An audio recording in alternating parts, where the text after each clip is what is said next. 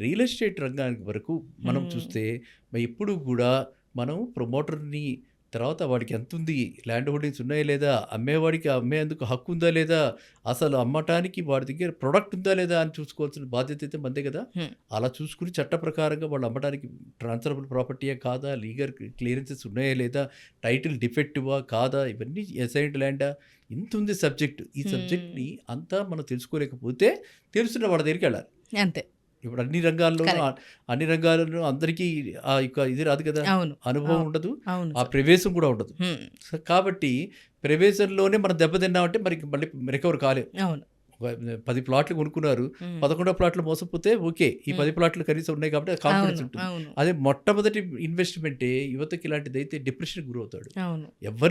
తోటి మనిషిని నమ్మడు. నమ్మలేరు. సమాజానికి ఇలాంటివి చాలా డేంజరస్ అనమాట. అంటే భవిష్యత్తు గురించి చెప్తున్నా నేను. హ్మ్. సమాజంలో భవిష్యత్తు యువత ఈ విధంగా అయిపోయారంటే వాళ్ళు ఎవరిని నమ్మని పరిస్థితి హ్మ్. మోసం వచ్చిందనంటే చేసిన వాడికంటే ఇప్పుడు మోసపోయిన వాడిదే తప్పంటారు. అంటే ఇప్పుడు అంతే కదా! మోసపోవడానికి అవకాశం ఇచ్చాం మనం. హుహు. అవకాశం ఇచ్చాం కాబట్టి మోసం చేశాడు. అది. లేతే చేయడు ఆ! కదా! ఇప్పుడు అలాంటి వాళ్ళ దగ్గరికి వచ్చారనుకోండి, హ్మ్. చెప్పినా కూడా వద్దండి మాకు అక్కర్లేదు. Okay. We are fine. Hmm. అన్ని అప్రూవల్స్ వచ్చాక హ్మ్. ఆ రోజు ప్రైస్ పెట్టే కొనుక్కుంటాం గానీ, ఇవాళ మేము ఈ హ్మ్. తక్కువ రేటుకి ఇస్తున్నారంటే మాకు ఓకే. అక్కర్లేదంటాం. తెలియనప్పుడు ఊరుకున్నా పర్లేదు గానీ, అత్యాశకు పోయి పెడితే మాత్రం మీదే ఖచ్ తప్పు. అంతే మరి. అది అట్లా అనమాట.